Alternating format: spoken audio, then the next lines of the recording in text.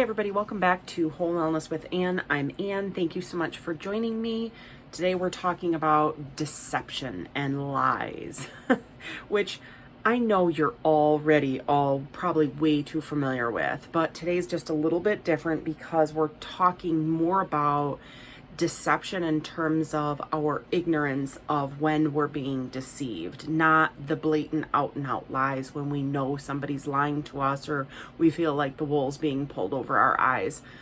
So we're diving a little bit deeper into it today to explore it because I have learned that it's not just the sort of thing, deception, deceit, that someone intends to inflict or convince others of.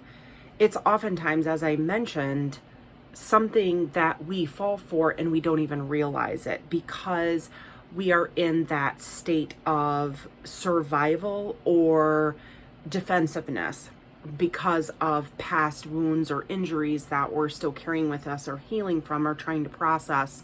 And it's so easy to fall for the lies that we've been told about ourselves, especially if you come from an abusive household.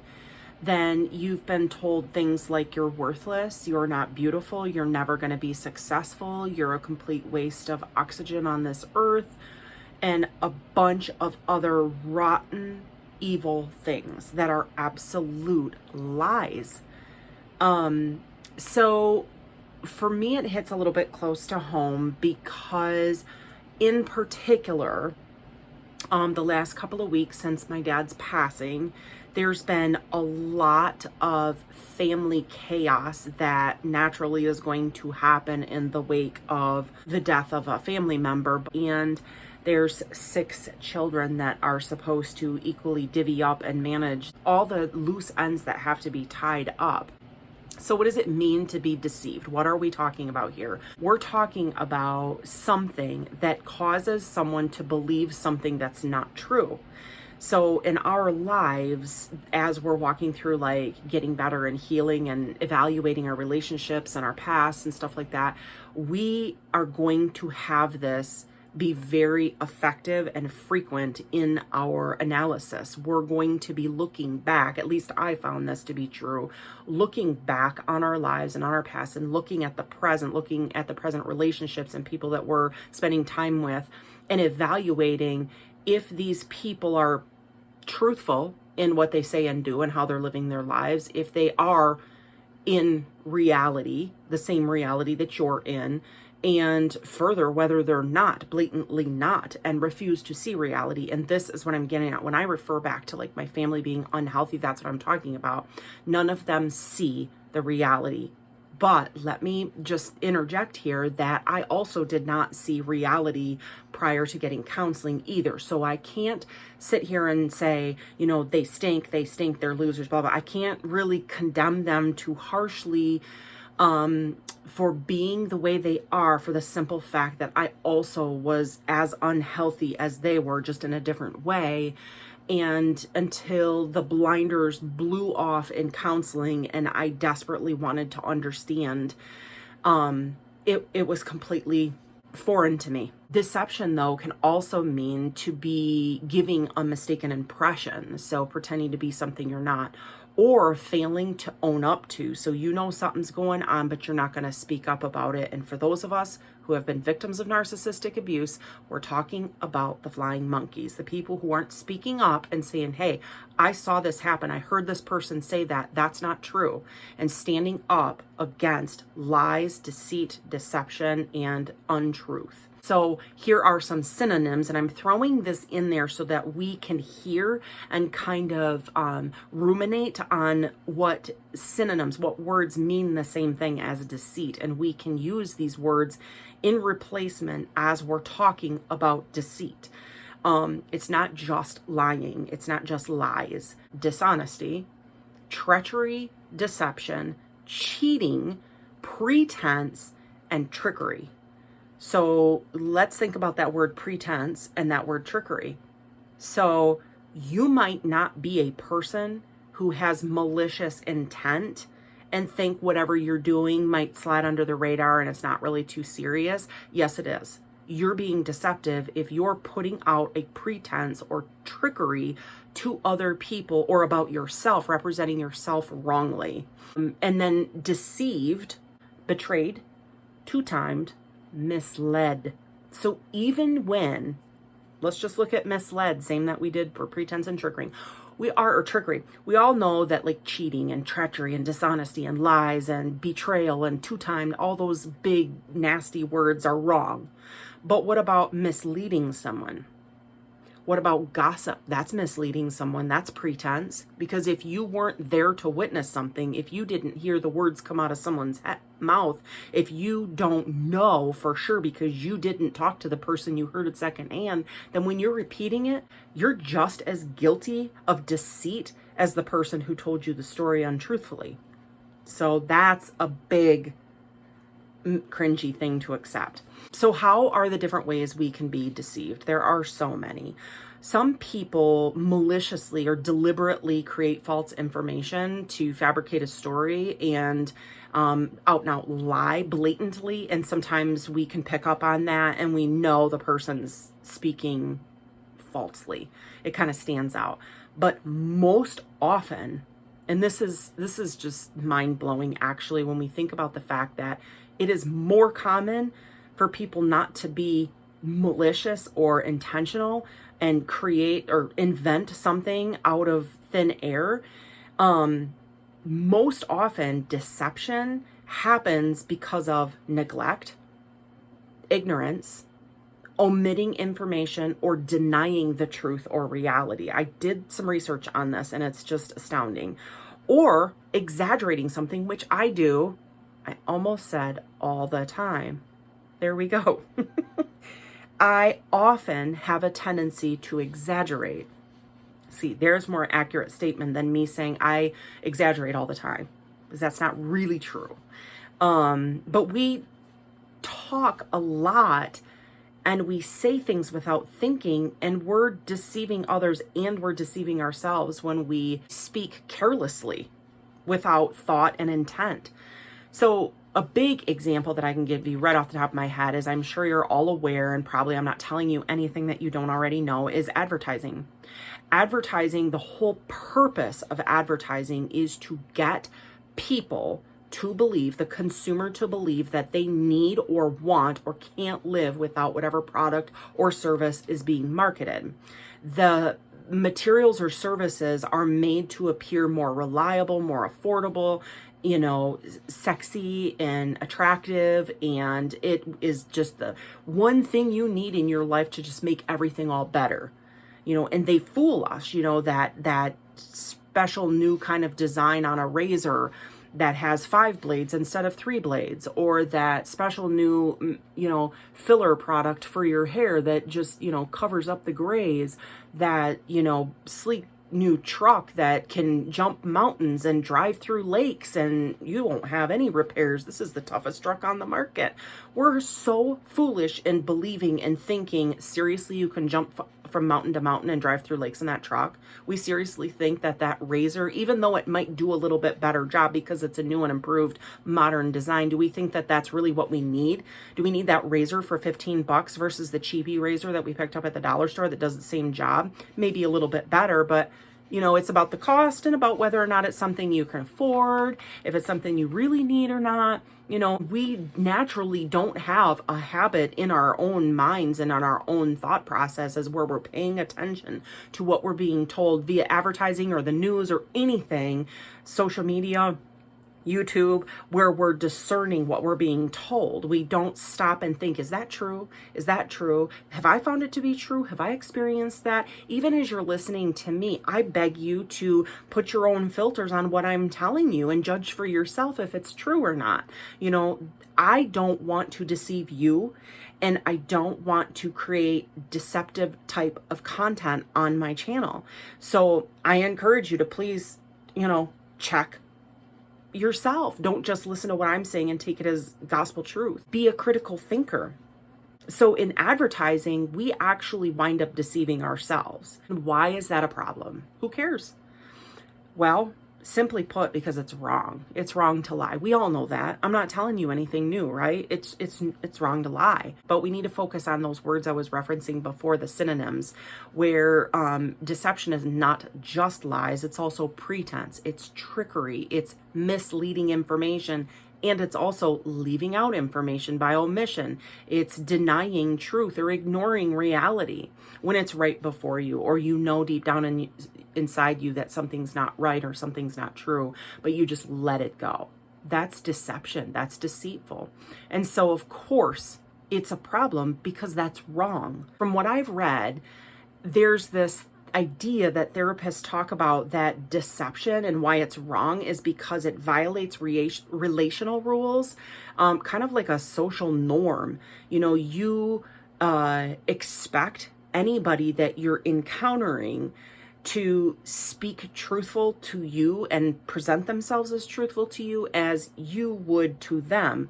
That is the hope and the goal anyway. When we're developing a new relationship ourselves, whether it be friendship or romantic relationship or getting to know our coworkers and our teammates, or whether we're starting a new church, whether we joined a new club or started going to a new gym, the hope is that we will meet with and engage with people who are truthful with us, who are real with us. No one wants a facade. No one wants to start a relationship with someone, whatever kind of relationship it is, with someone that years down the road they find out is an absolute fraud. No one wants that. No one in the history of the world has ever wanted to develop a intimate relationship with anyone who's a fraud. But what are we doing to prevent it? We're not doing anything. We're just falling for it and then regretting it later. This is why I'm talking about this, so we can be a little bit more aware. So how do we combat deceit then? How do we become aware? By paying attention, by using discernment, by using our filters, by knowing who you are, what you're about, what you're looking for in others, and what you need from others in every relationship across the board, whether it be your gym, whether it be a significant other, whether it be a friendship, whether it be an associate or a colleague. Even in business, when you're talking about the kind of boss you have, you need to work for someone who you respect and that you can trust. And most people are unfortunately in a situation where they cannot respect or trust their supervisor because that supervisor or manager has been deceitful towards them, or they've witnessed deceit. And that again goes back to not just lies, but omitting the truth, not following up on something that's wrong, not having integrity and doing what they say they're going to do and filling empty promises. I've been there. I used to work in HR. That's why I don't work in HR anymore, is because I found it to be a deceitful career. And I'm sorry, I apologize if you're in HR, human resources, and this is your career path. I'm not talking to you personally. I'm saying that I have had 3 different positions in human resources, and it wasn't the company. It had a little bit to do with the company, but basically in human resources, you have to lie to people. That's your job. You can't just be honest with them. You can't do that in HR. So it's basically just a job of lying and deceit. And that's a lot of the world today, but that's not okay with me.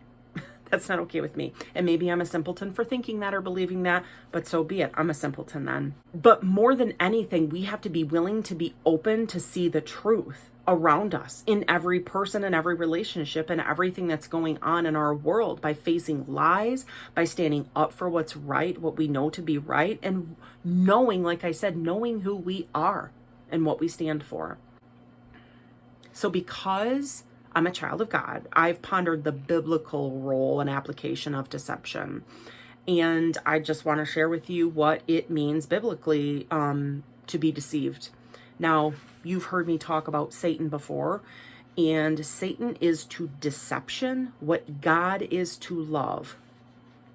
Let me repeat that and let's ponder it.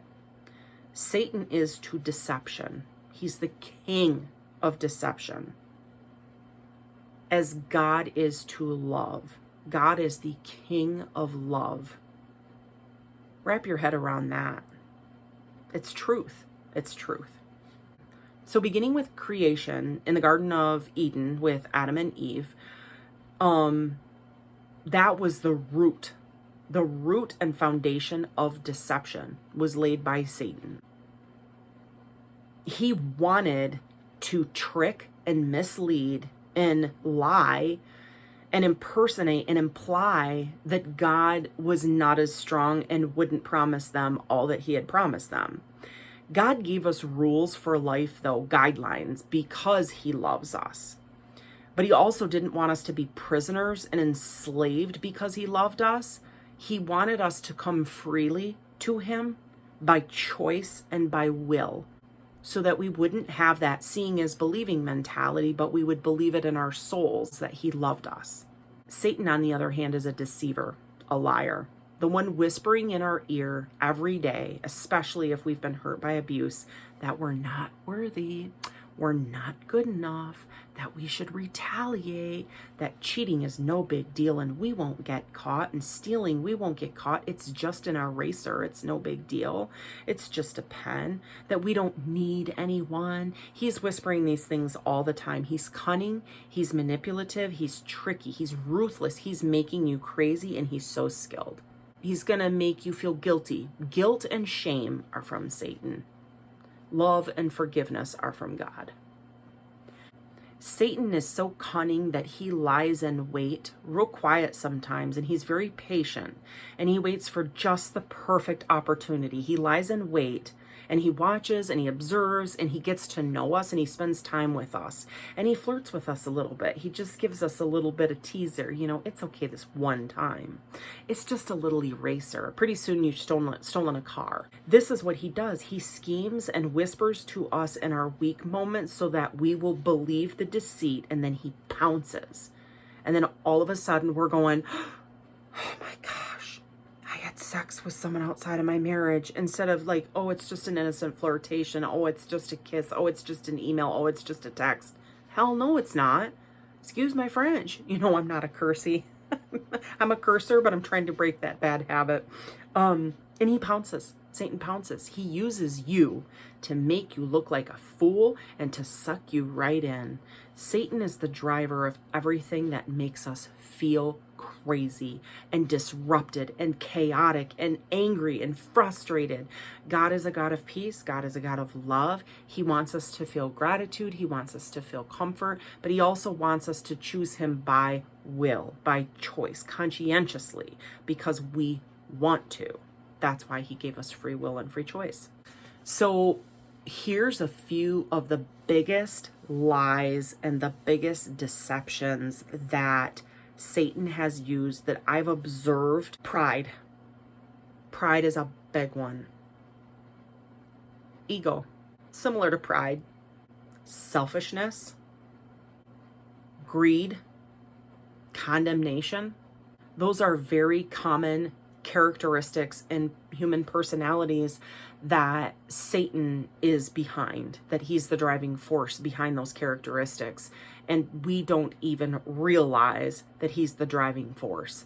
Our lustfulness, our desire to have nicer things or have what the neighbor has, and not, we drive a rusty old vehicle and the neighbor has a nice brand new vehicle. What we don't know is that the neighbor's in debt up to their ears and can't even make their credit card payment of $25 because they care more about their image, and that has to do with pride and ego. But then they also are living way beyond their means and not living frugally, and so it's all about their ego, it's all about being in debt, it's all about their self-image, instead of you, who may drive a rust bucket like I do. So very, very obvious things that he goes after and he takes advantage of us and we're not even aware of it is pride, ego, condemnation, judgment of others, selfishness, greedy, lustfulness, all of that stuff. Our loneliness. He just pounces. He makes us sad. He makes us miserable.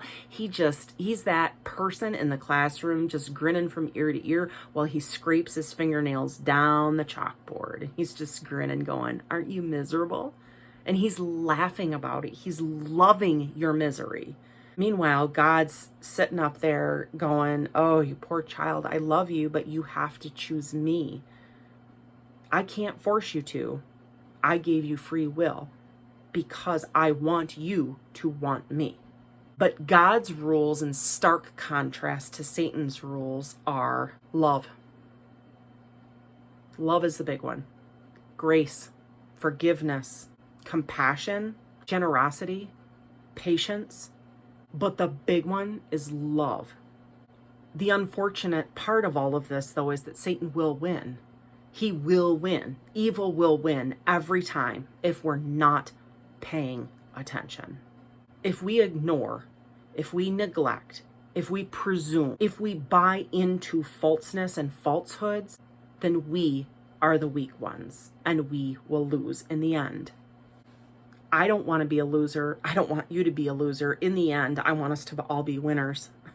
I want us all to be enveloped in love and goodness and compassion and kindness towards each other. Thank you so much for tuning in to Whole Wellness with Ann and our discussion on deception and staying sharp and paying attention. Even if you're not a believer, even if you're not a child of God, that's okay. That's not a problem. You can still pay attention to deceit and deceivers and not be victim to a deceptive person if you pay attention and if you focus on truth and you take the blinders off, or at least work on taking the blinders off. Thanks again so much for tuning in to Whole Wellness with Ann. I'll see you next time, guys. Take care of yourself. Bye.